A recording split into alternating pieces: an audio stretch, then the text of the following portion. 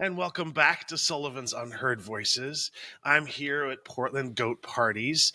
What a cool establishment that you have put up here. How did you start this place? Well, we bought the farm in 2017. My parents did, and it was just overgrown with blackberry bushes. So we Yeah. got a handful of goats to help clear out the blackberry bushes, and fell in love with them, and added a few more here and there, and then things grew from there. And I know the people listening can't see this right now, but we've got baby goats running around us right now.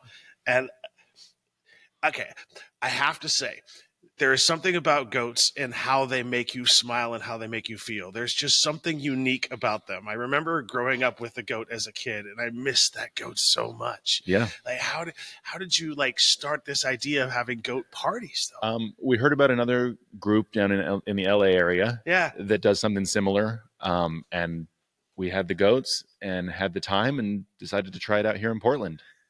And how's it going so far? It started out pretty slow, and then COVID was a pretty big bump for us. Yeah. And then things after COVID have picked up really nice, and we're very busy. Yeah. Things are great. Because I don't think a lot of people understand how sensory friendly goats are. Oh, they're great. For people who have autism, like myself, one of the things that I love is animal environments because animals don't judge you. Animals don't sort of have this negative impact. And so it's just a joy to be around animals. Yes. And you see them jumping around, and it's pure joy. Yeah. And it's hard not to smile when you see it. So you also have ducks and chickens and how did this evolve? We started out pretty small with just a handful of goats, and then we wanted to have some eggs to eat on the farm, and so we got a few chickens, and then someone in the area was rehoming some ducks, and so we brought in some ducks, and someone was rehoming some bunnies, and we brought in some bunnies, and we've got a pony and a donkey that we'd never even planned to have all these things, and just word of mouth, people found out about us, and they know that we take good care of our animals, and they want a good home for their animals. Yeah. That's awesome. Yeah. And so when you're talking about people when they come here for parties and things like that, right? Mm-hmm. What's the average size? For a group? Yeah. It varies a lot. Sometimes we have just individuals that come out. Yeah. Sometimes we have groups that we've had up to 50 at a time where they rent a taco truck and they come out and have a party. We've got picnic tables here, and yeah. That's awesome. Yeah. Mm-hmm. So you can get a taco truck and have...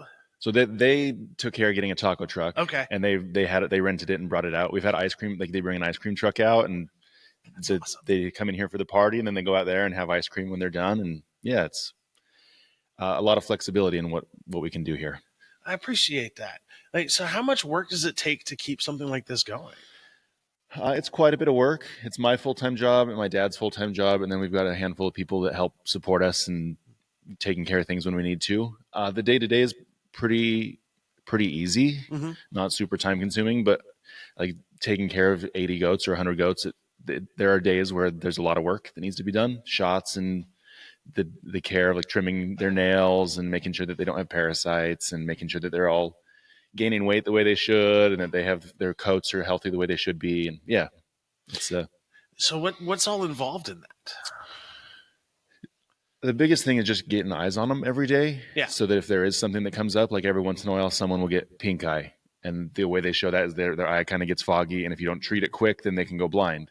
And so if I don't see everyone every day or have my dad see everyone every day, then it could go unnoticed for a while and have a problem. So just being out here, and it's easy to do that when we have groups visiting every day, and we can come out and hang out with the goats while we have people enjoying them. And but yeah, just it's a daily thing. There's no vacations. And it's people don't appreciate how much work a working farm is. It's a lot of work. Because it's not just, I get to play with the goats all day. There's mm-hmm. a lot of mucking. There's all kinds of stuff that goes into that aspect. Yeah. And I have a hard time asking other people to do the stuff like the mucking because I don't want to do it. So why would someone else want to do it? So I have a hard time delegating some of those kind of things. But yeah, it's there's a lot to think about and a lot to, and you come for a short visit and you get to play with the goats, and it's this is my dream. But come on a day when we're cleaning out all the stalls, or on a day when we're unloading a load of hay or putting up fencing, and it's not as fun. How much hay do they go through in a week? So they're going through, the herd goes through about a bale a day, which is about 100 pounds a day. And then they also have grazing, and then we also give them grain. So we put 3 bales of hay in their hay feeder every 3 days or so. Okay. And that So adds up quick, I would imagine. it does add up quick. We were doing the math, and it's per goat. It's not that much. Yeah. But overall, it does, like with the grain and the hay, it's not cheap to keep things running. Yeah. And then in terms of like the types of goats, what kind of goats do you have here? So primarily, and what we started with were just Nigerian dwarf goats, Mhm. which are miniature dairy goats. Everyone's heard of pygmy goats. Yep. A lot of people think these are pygmy goats. Pygmy goats were created to be a miniature meat goat. These are miniature dairy goats. So they're about the same size. They're really similar, but they're Nigerian dwarf goats. So, sorry, that goat just jumped 5 feet in the air in a single bound. Yeah. Like what? That's awesome. Hi, Cat. So, sorry, back to the goats you said. So these are. So primarily we have Nigerian dwarf goats. We've got 2 goats here that are miniature Nubians, which are a crossbreed between Nubians, which are a full-size goat breed. They have big floppy ears. They look like puppies. And then Nigerian dwarf, they're crossed between those 2. So they're a little bit smaller. The Nubians get to be like 180 to 200 pounds. Okay. Nigerian dwarves only get to be about 50 pounds. And so the miniature Nubians are like 80 pounds. So they're easier to, like, I can handle them. If I need to get them somewhere, I can pick them up and put them where I want them. Yeah. Where those larger breeds, you're just harder to manage. Yeah. Mm-hmm. And like, is there an advantage with those particular kind of goats in terms of how friendly they are when they come in, or is it just all goats are friendly? That's fair. I don't have any experience with there are breeds of goats that they use for fiber, like wool. Yeah. And I've heard that they're more skittish. I don't have experience with them, but the dairy goats are all, if you treat them well, they'll treat you well. I would imagine too, with a goat with that kind of wool would be way too much effort for something that you're not interested in doing. Yeah, it's a lot of work.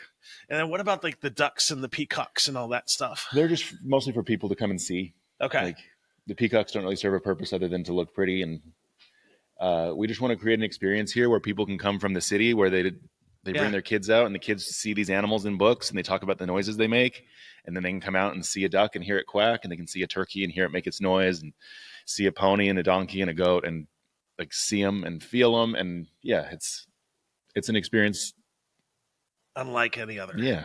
Mm-hmm. And so, like when you're out with the goats, do they usually you provide like food for them to go in? And so people who come and visit, we make sure we let them know that they can bring any kinds of fruits and veggies that they want to bring. Okay. Like baby carrots are the easiest. Yeah. And we've got a fence line here that it's reinforced, so you can come and we ring the bell. The goats all come line up, and you just feed them one at a time. They're awesome. Super gentle. Little kids can do it. Yeah. If you take the food out in the pasture with them, though, they might take it from you, and so it's safer to do it. The rules are different in the pasture. Yeah. That's awesome. And then in terms of like being out here, because you're like out sort of like 5 miles north of Newburgh. Yeah. What prompted you to be out in this area? Have you been here like all your life? Or? No, so we moved to the Portland area from southern Utah. Mm-hmm. Probably I think it was 2013 that we moved out here. My parents bought the farm, but they were looking for the right property. And so there were several years where they were here and just looking at properties every weekend, trying to find the right place, the right location, and it took them a while, but they found this place, and it's been exactly what we were looking for. The view's really nice. We're not too far from town, and it's perfect. Kind of on top of the mountain too. So you've got like this nice little serenity or serene kind of thing going. Mm-hmm. You don't really notice right now, but in the summer when it's hot, people don't want to come out, but it's like 10 degrees cooler up here because it's a higher elevation and there's a lot of shade. And so it's also ideal for when things are hot. That's nice. Okay. And then like, how many goats do you have here? I don't know the exact count right now. I've got a spreadsheet with they all have names. I've got all their names in the spreadsheet to keep track of who I've checked on and what I'm watching on them. And we're probably at around 80 right now with the new babies. And we max out during the breeding season, probably around 120 or 130. And then we sell the babies as pets once they get a little older. Okay. And find good homes for them. We picked this breed specifically because they're smaller and they're less likely to be people to buy them and try to use them for meat because we love them. We don't want them. Yeah. We don't want them to be eaten. And so, this breed's perfect for that. They kind of become family, don't they? They do. Yeah. If you haven't been around goats, you hear a lot of stories about goats headbutting people or eating everything, and they don't really do that. They're more like almost like a dog. Yeah. Like you come out and you bring them treats, and they'll come and sit in your lap, and they'll rub their head on you, and it's they have a lot of personality. Yes, they do. So when I talked earlier about getting eyes on them, Yeah. like we've got these babies jumping around. Yeah. There are times of the year where we'll have like 20 or 30 or 40 babies at one time. Oh my goodness. And so I'll come out and get eyes on them. And the way to tell if there's going to be a problem, if someone's getting sick or if they have an issue, is the jumping and hopping around and playing. Yeah. It stops. Okay. And so if they're not hopping around, it's super easy to tell. And then I know that I need to figure out what's going on and treat them before they're actually really sick. Do they mind being picked up? They don't mind. Do you want me to grab one? Sure. Maybe. They might run away because they're playing. That's so awesome. Just because I want people to see these things because they're so cute. Oh my goodness. They don't like to lay on their back. Oh my goodness. Hi. Yeah, they don't like to lay on their back. They just like to stay upright because that's how they naturally would be. But as long as they feel safe, yeah, they're super sweet. And there's something special about being with an animal so cute. that wants to be with you. Yeah. And they're so, oh my goodness. He's so soft. And this one was born on Christmas. So she's like 2 or 3 weeks old now. 2 weeks.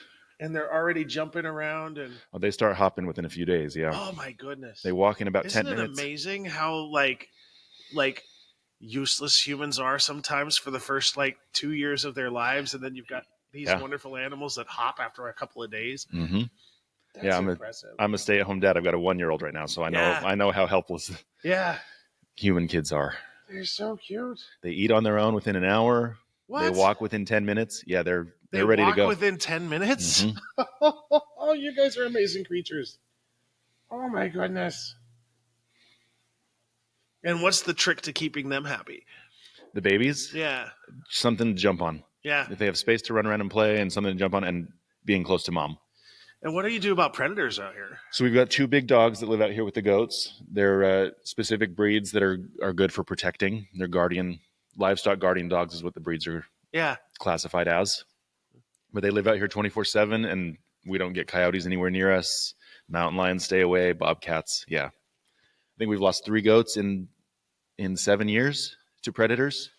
Okay. And it's usually when they're under a year old and we let them out and they go to the far corners of the pasture alone and don't realize, and something will get them. But yeah, 3 in 7 years those numbers are great. Yeah. And with the dogs themselves, you don't really have to train them, right? They take some training when they're young. They like to play, and these goats are so small that if they play rough, then they'll hurt them. Okay. And so there is some training that has to go in, but they have a lot of natural instincts to protect and to roam, and And beautiful dogs too. So when I pulled up and I saw your dog jump the fence, mm-hmm. I was like, "Oh yeah, there's nothing coming here." No, they don't. You don't. There's easier prey somewhere else. You don't want to mess with those dogs. I love it. And then, how did you acquire the peacocks? How hard was that? It wasn't too hard. I'm trying to remember where we got our first ones.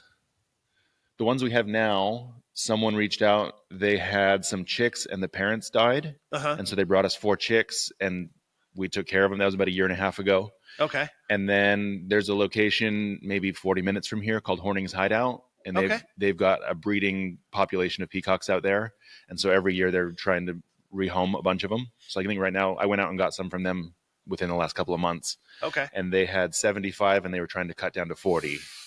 Yeah, they have hundreds of acres out there, so they've got room for them. But are they as loud as people say they are? They're loud. Yeah. They don't make a lot of noise when it's not breeding season. Okay. But they react to loud noises. So if someone comes in and their car alarm goes off, then usually the peacocks will all go off too. But when it's breeding season, they're noisy. And they do that dance that I think is awesome. Mm-hmm. They put those feathers up and then they shake them. Yeah. It's And then in terms of the goats themselves, when they're so as you come up to them, is there a trick to sort of interacting with goats or something people should avoid? I mean, obviously pulling the ears, don't do that, but just chasing. Okay. If they move away from you, then just respect that they don't want to interact. A lot of times if they move away and then you stop and crouch down, they'll come back and see what's going on. Most of the time, they're super friendly. Yeah. You'll crouch down and you'll have a whole circle of them come around you. That's so awesome. They react differently to me. Uh-huh. Like I'm the one that takes care of them. I'm with them the most, but I think they like me less than they like a lot of the visitors. Like people will come out, and goats that will walk away from me just walk right up to them Uh-huh. because they remember that I'm the one that gives shots, and I'm the one that puts them and gives them hoof trims, and yeah. So you're doing all the hoof trims and everything yourself. Yeah. Oh my goodness, that is a lot of work. It is. It's A 5 labor times a of year. I've got love. to do everybody. Yeah. A labor of love. I've got to get my hands on them and feel them and see how they're like what condition they're in. And Yeah. so it's something I've got to do anyway, but yeah, it's a lot of work. And I can appreciate that about your business, because a lot of businesses that deal with livestock, they don't have that relationship with their animals. They're not as concerned about the health and safety and the well-being. And Yeah. so to hear that you have eyes on every day and you do all of this stuff and extra and they're part of your family, I love that. Something that's been really important to me since the beginning is making sure that what we're doing is best for the animals. Yeah. And not just trying to have it be a cash cow where we're Yeah. taking advantage of the animals. And so if they're not into something, then we'll scale it back or not do that thing. I've had people kind of come after us on social media a little bit. People that don't know what they're talking about. Like I'll Okay. post a video and be like, come out and visit the farm. Yeah. And animal rights advocates will come and be like, you're exploiting the animals. Like they're not toys. This is not, but like, if you come out and see what we have and talk to us, and like, you'll realize that we can't, like, what is the most important is the health of the animals and their well-being. And yeah, it means a lot. And it's good. I appreciate those challenges, because then it's a chance for me to reassess how we're doing and why we're doing it, and to try to be better. And I can attest, like everything I see here, every single one of the animals I see is well cared for, 100%. Like the fact that you have enough space that there's not a mud pit where the goats are. Yeah, like there are high traffic areas that are muddy, but But for the that's most part, different. they're laying in the grass, and Yeah. it's unavoidable. If you have two goats in an area, there's going to be a muddy spot. Oh, 100%. Yeah. I had one goat and there was muddy spots. Yeah. Because they have their pathways that they like to Mhm. follow every single time. So when it snows, we get snow a couple of times a year. It's really cool to see the untouched snow, Yeah. and the paths that the goats follow. It's like a web of where they go and where they don't go, and it really shows you how much they don't actually even walk on in the pasture. That's awesome. And do they kind of hang out towards this barn, kind of is where they kind of hang out all day? Especially when there are people around, because they know that the bell's going to get rung and there's going to be carrots to go around, carrots and apples, and yeah. That's so awesome. And then in terms of like parties themselves, Mhm. like what's the best way for people to sort of book that? Do they go through Facebook? Do they go through? We have a Facebook, just Portland Goat Parties. We Yeah. have Instagram, just at Portland Goat Parties. We have a website that we do all of our booking through. It's portlandgoatparties.com. We're not located in Portland. We're about 40 minutes from Portland, but most of our events are in Portland, and so that's why we picked the name Portland Goat Parties. It's better for search engines and stuff. Yeah.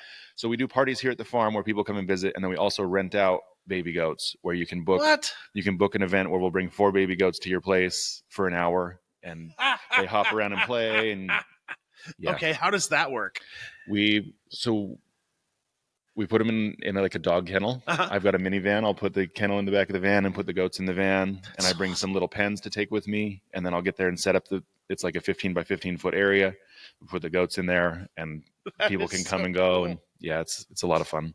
That is so cool. And like I was saying earlier, like there are some goats that don't like to do those. Yeah. Like, they're stressed and anxious, and like they don't do them.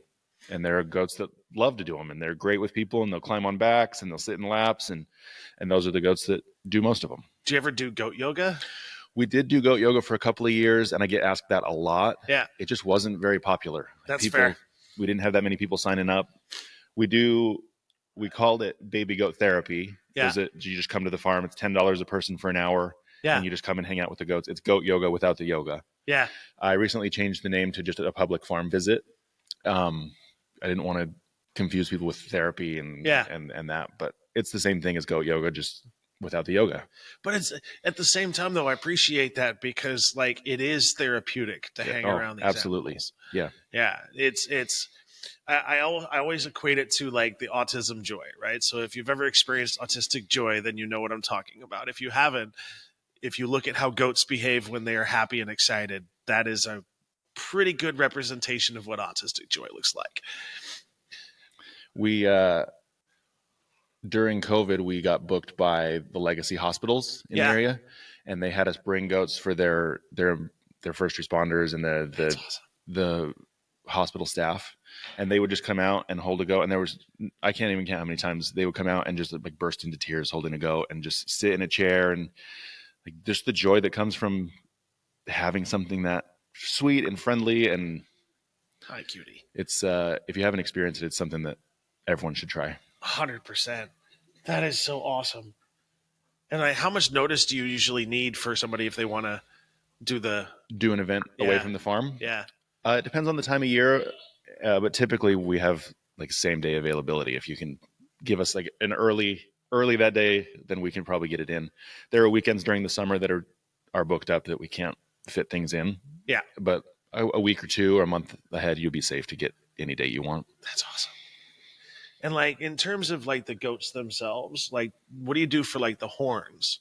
Right now we remove all the horns, which is a process that is painful. I do all the horn removal, and it's my least favorite thing to do. Yeah. We're in the process of breeding out horns. Okay. 2 of our studs are naturally hornless, and it's a dominant trait that they carry. So we're getting more and more babies born without horns. Okay. And then the only females that we keep to be in our herd from this point on are hornless. And so then we're swapping out studs so that we're keeping the gene pool fresh. And eventually we're going to have a herd that's completely hornless, and then we won't have to remove horns anymore. That's awesome. But removing horns is the best thing for them. Yeah. They get their horns stuck in fences and feeders, and they're a lot more likely in the future to be eaten, because people think, oh, a goat with horns is fine. And then they realize later that it's not great, that they hurt each other. And then they try to find a new home for them, and they can't find a new home for them. And then someone scoops them up that doesn't. And there's a lot more risk of injury if they have those horns too, not only to the other goats, but also to the people. Mm-hmm. Yeah. So we've got some babies. They're actually just out here that are some of our best party goats right now. Yeah. And I had a couple of goats that we rescued that had horns, and it was too late to remove them. And we had 2 with horns and 2 without. And I noticed one day that one of the ones without had some bruising on his side, and he had just been getting beat up by the one that had horns, and they turned into scabs, and it was a pretty serious thing. Another time we rescued a pair of sisters. One was hornless and one had horns. And just the first day that they came, how rough she was with those horns on her sister. Like she was hooking them on her neck, and they were just fighting, and like it's just not worth the risk of serious injury. It's not a risk to people. It could be if I'm trying to give them shots or something, if they happen to catch me with a horn, but mostly to each other. And that's kind of where I was going. Like, it's just because the tips can be sharp and you could possibly catch it. But yeah, I get what you're saying. And in terms of like caring for goats, one of the things that I always like to remind people too is if you're looking at getting a goat, don't get just one. You can't get just one. We don't sell just one unless you have other goats. Yeah. At least 2. I often recommend 3. Yeah. Just because I've had so many people reach out that something happened to one of their goats, and now they have one goat and they're trying to scramble to find one that they can bond with or that's the same age, and it can be hard. So if you have 3, then you've got it, like it's almost like an insurance policy that you're guaranteed you're going to have at least 2 if something happened. Because people sometimes forget that goats are pack animals, that they really need to be in a herd. Yeah. And it's actually torture to put a goat by themselves. Almost always when someone tells me a story about a goat that they had when they were a kid that was mean, they had it alone. Yeah. It didn't have they didn't really play with it that much or visit with it or give it treats, and they're depressed and angry, and they're not healthy. It's hard for them. It's rough. Yeah. It's rough. And I see, like, there's this one horse that's in our neighborhood that's always by himself. I always feel so bad. It's like, get that horse a goat or something. Goats do great. If you want to get just one goat and you have a horse, they do That's great. Different. That's different altogether. They'll bond. If you can have a dog that stays with them all the time, they'll bond with the dog. Yeah. But they have to have something. And do goats kind of bond for life? They do. And an example of that, I have a friend who he lives in town in Portland. He's got a couple of goats, and he'll come out every year and take a couple of our babies when they get to the point that they're ready to go to new homes, and he'll keep them for a year and then bring them back and swap them for new ones because they don't have the space to have a lot, but they have a high traffic area and they've got kids that want to play with the little goats. And Yeah. so he took 2 and kept them for a year and then brought them back, and they immediately bonded back to their mom that was still here. It was like they hadn't forgotten her at all. And we have, like, if you look at here, we've got families that are laying together. Oh yeah. They're in groups. It's mom and babies, grandma, and yeah, they bond. And their bonds are strong too. Yeah, when we first got started, we got 3 goats. Yeah. And then we brought in 3 more, and we brought in 3 more, and it might have been a year before, when you came out, the 9 goats weren't constantly in their groups of 3. Like, you just someone who hadn't been here before could come out and pick out which 3 belong together. Yeah. That's strong. They have those strong relationships. And what about their personalities? Like, do they each have their own distinct sort of personality? Overall, they're really similar, but there are some that stand out as a little bit different. Yeah. I went and picked up a couple of goats in Vancouver, Washington, which is maybe an hour and 20 minutes from here. Yeah. And I went to go pick up some babies, and they were selling the mom. It was the 2 sisters I was talking about earlier. Yeah. And I didn't bring a big cage for the adults. And so I put them in the back, and one of them jumped over the seats in my van and sat in my lap in the driver's seat the whole way back. I stopped to get gas, and she's sitting there in my lap looking out the window at the gas attendant. Yeah, some of them they want to be in your lap. They want to be where you are, and some of them just want a little more space. Some of them are more aggressive for food. Some of them aren't, and they vary. But overall, they're just sweet and gentle and very friendly. And in terms of how much space do you recommend if people are looking at or thinking about getting goats? I get that question a lot, and more space is better. Yeah. If they have a smaller space, like the backyard on a half-acre lot, you could put a couple of goats in there, but they're going to need the whole backyard. Yeah. They're going to eat any plants that are in there, and you're going to want to have things in it that they can jump on, that'll keep them entertained, and you want to change it regularly. If we move some new tables out there, they're going to be all over them. Okay. But then in a week, it's going to be like, no, those are old news, and so they constantly want to be entertained and try new things. If something new shows up, they're all over it. Like, what is this? So how often do you rotate things out? We don't rotate things out a lot for the herd. They have so much space that they can maneuver around and go and check things out. For the babies, we'll bring in, we have the picnic tables in here, and we let them into different areas where there's different things, and it's enough that they have the enrichment that they need. Or if they're going to parties at other places, then they get that by going somewhere new too. But yeah, as much as we can. One time we put together a scratching wall. Okay. We got some doormats that have the plastic fibers that are almost like a brush. Yeah. And we screwed it to the wall of one of the sheds, and it was like a car wash. They would just walk by and rub and push against it and then walk the other way. If you're standing in the shed, it sounded like someone was spraying with a hose really hard against the.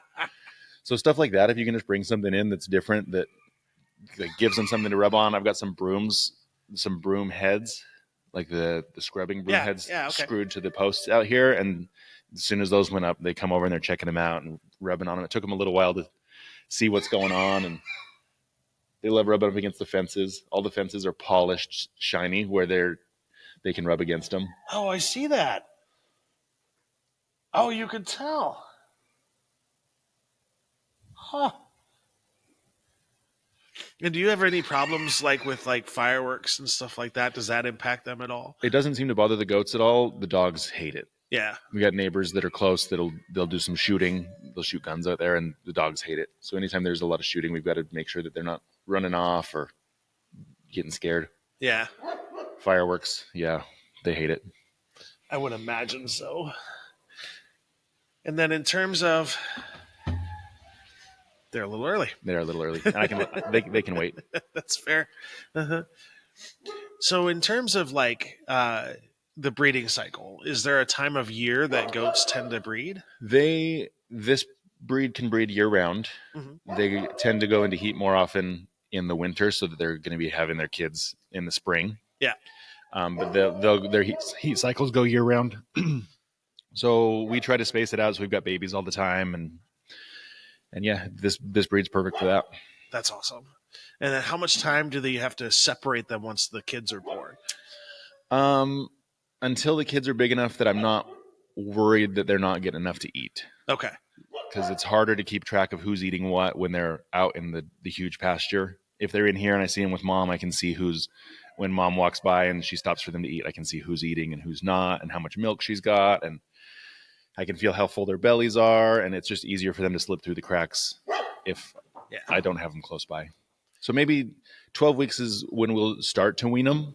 Okay. And it just depends on size and how healthy they are. And there's just a lot of variables. There's not a one size fits all answer. That's fair. And then in terms of like when you're done weaning them and all that stuff and they bring them out do you sort of just let them go? Out in the pasture? Yeah. Yeah. Okay. Sometimes we have to be careful about keeping them away from their mom for a while. Yeah. Otherwise, like those ones that were gone for a year and then came back, one of them just started trying to nurse again. It's like her mom doesn't even have milk, and she's a year old and she's the same size as her mom trying to get down there and get milk. So we just got to keep an eye. We don't want the moms producing milk for really long periods of time. Yeah. It's just hard on them to deal with that. Yeah, because like I would imagine, like since you're not a dairy farm and you're not relying on the milk, there's no reason to sort of continue that. It's such a hard life. Yeah, just to be a milk machine. Yeah, and so we let them feed their babies. We take a little bit of milk here and there to make, like I make a couple of batches of ice cream a year, or I've tried cheese a couple of times. The milk is delicious too. We make soap. But it really doesn't take that much milk to do those things. And then we let them recover and get ready to have babies either the next year or the year after. And do you sort of cap them after a certain number of litters? Or I guess maybe litter's not the right term, but it varies a lot. It just depends on how they seem, how the deliveries went. I've got one doe that I decided after this last year that she's not going to have kids for us again. And she's not that old. Yeah. But we had rough deliveries 2 years in a row with her. And it's just not worth the risk of losing her or losing the babies. And she can retire. And at the end of the day, it comes back to animal welfare and being like the lead. If they're thin and low on weight, then I'm not going to have them. They'll have another year off until they're ready to go. And I've got enough that it doesn't matter. I'm not in a rush to try to get them ready. Yeah. I just want to get them healthy. And yeah, that's awesome. It varies. It's case by case. It's different. And is it hard to sort of get the permitting aspect of it, or was that? There's not really a permit unless you're trying to sell milk products. Okay. You have to get inspections and have specific equipment. But just for having goats out here where we're at, there's not a permit that we need. That's awesome. I had a scare. Someone reached out and was like, "I think that you guys are not. What you're doing is not right. I'm gonna report you." And so I reached out about what we need to run a petting zoo as far as permits. And you don't need anything unless you have something that's exotic, something like a zebra or a kangaroo or things like that. That like these are just farm animals, and you can have a farm. And goats are the easiest way to start in terms of farming, I think. As long as you have good fencing. Yeah. If you have holes in your fencing or weak spots, they're going to find them, and it's going to be a frustration for you. But if your fencing is good, goats are super easy. Do you have a particular kind of fencing that you use? It varies. I've got my favorite kind of fencing is not good for areas that are hilly. Okay. And so it's so hard to manage it and to put it in. Yeah. These cattle panels that we've got here are really good for a smaller area because they're easy to put up. They're easy to take down. You can reinforce them with some boards, and they work great. So how often do you have to patrol the perimeter to sort of? It varies. This time of year, we have some electric fencing up. Yeah. So this time of year, we got to make sure that the branches falling down aren't getting on there. We had a tree fall down, and luckily one of the dogs likes to escape. Yeah. And so anytime there's a breach on the fencing, she'll be the first one to let us know. She'll show up at the house, and it's like, well, how the heck are you getting out? Okay. And then we'll go down and figure it out. In the summer, we just have to maintain the fence lines to make sure that the grass and stuff is not growing up to touch the electric fencing to weaken it. Okay. And so my dad actually just ordered a really nice drone that we're going to start using to check the fencing more regularly. Oh, that's you just awesome. Fly it out and fly it around, and then we're good to go. Yeah. It's easier than walking the whole thing. But it's good to get out and check everything every once in a while. The goats jumping all over again. Well, they're playing with the cat, too. It's just, yeah, Like I said, you can't help but smile when you're watching goats jump around. It's just like pure innocent joy. Yeah. Uh-huh. And they'll go from just seeming like they're calm and relaxed to full speed sprinting and jumping just like the snap of a finger. Snap a finger. Mm-hmm. That's so awesome. Well, what's the best way to people to reach you? Through our website, portlandgoatparties.com. I've got our phone numbers on there. I've got an email address on there, and there are forms on there to, if you want to do a party, just submit the form. And I've got someone that works for us that gets What do the back to forms those. entail? Date, time, location, and I see you have to sign a waiver. we do have a waiver. The Oregon agritourism laws are really protective of farms like ours. Yeah. Like if you're there, then you know the risk and it protects us. So the waiver is just another. It's just your universal standard boilerplate that you have to, no matter what, because the likelihood of these little guys doing anything is practically zero. Yeah, but the waiver says you could die, and it's like there's nothing here that right. There's no way, but it has to say that. I gotcha. Uh-huh. Die of adorableness. Well, thank you so much. I really appreciate it. If you all get a chance, come out here and check this place out. It is so cool. And just thank you so much. Yeah, I'm happy to do it. Awesome.